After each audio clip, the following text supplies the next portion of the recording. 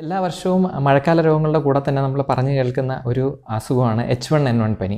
അത് വളരെ വേഗം തന്നെ കുട്ടികളിൽ നിന്ന് മറ്റു കുട്ടികളിലേക്ക് പടരുകയും അതുപോലെ മുതിർന്നവർക്കൊക്കെ പെട്ടെന്ന് കിട്ടുകയൊക്കെ ചെയ്യുന്നു. സീസണലായിട്ടുണ്ടാകുന്ന സീസണൽ ഫ്ലൂവിൻ്റെ കൂട്ടത്തിലൊക്കെ നമുക്ക് പെടുത്താവുന്നതാണ്. അത് സ്കൂൾ റീഓപ്പണിങ് കഴിഞ്ഞ് മഴക്കാലം തുടങ്ങുന്ന ഒരു സമയത്ത് നമ്മുടെ നാട്ടിൽ കാണാറുണ്ട്.